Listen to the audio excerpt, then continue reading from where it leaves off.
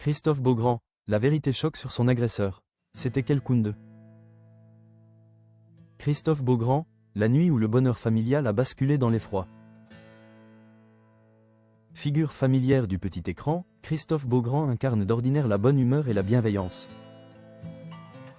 Pourtant, derrière le sourire de l'animateur star de TF1, se cache désormais le traumatisme d'une violence inouïe. Dans la nuit du 5 juin 2025, sa demeure de Sèvres est devenue le théâtre d'un homejacking barbare, dont les révélations récentes dévoilent une organisation criminelle glaçante. Pour Christophe Beaugrand et son mari Guylain Gérin, le domicile familial était un sanctuaire. Le refuge où ils élevaient leur fils de 5 ans, loin des projecteurs. Ce sanctuaire a été profané le 5 juin dernier, peu après 4 heures du matin. Ce qui n'était alors qu'un bruit suspect dans le silence de la nuit s'est transformé, en quelques secondes, en la plus grande frayeur de leur vie. En tentant de protéger les siens, Guylain Beaugrand-Gérin se retrouve face à deux individus cagoulés, armés de clubs de golf, qui ont forcé l'entrée. La sauvagerie de l'agression est immédiate. Frappé violemment à la tête et au dos, Guylain chute du balcon du premier étage. Grièvement blessé, il parvient, dans un ultime instinct de survie, à se traîner chez des voisins pour donner l'alerte. Pendant ce temps, à l'intérieur, l'animateur prend une décision désespérée.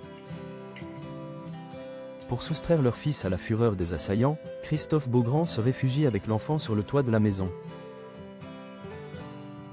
Une scène d'une tension insoutenable, où un père tente de protéger son petit sous les étoiles, tandis que l'horreur se déchaîne quelques mètres plus bas. Hospitalisé en urgence, Guylain subira une lourde opération du poignet et sera soigné pour de multiples traumatismes crâniens. Une enquête aux révélations vertigineuses. L'enquête, confiée à la brigade de sûreté territoriale des Hauts-de-Seine, a rapidement porté ses fruits. 3 jeunes hommes, âgés de 16 à 18 ans et originaires de l'Aisne, ont été interpellés et placés en détention provisoire. Mais l'aspect le plus sombre de cette affaire a été révélé ce 16 décembre 2025, le crime ne serait pas un acte isolé de délinquants de passage, mais une opération pilotée. Selon les éléments du dossier, les ficelles de ce homejacking étaient tirées depuis une cellule du centre pénitentiaire de Meaux. Un détenu de 25 ans, déjà incarcéré pour des faits similaires,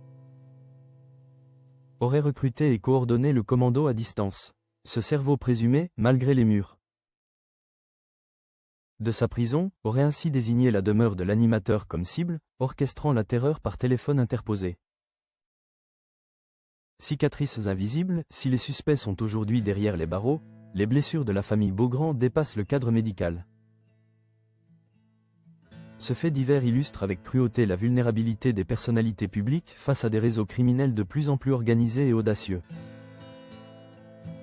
Aujourd'hui, l'heure est à la reconstruction pour Christophe, Guylain et leur fils. Au-delà de la procédure judiciaire, reste le défi de se réapproprier un foyer où l'ombre des agresseurs a remplacé le temps d'une nuit, la quiétude d'une vie de famille exemplaire.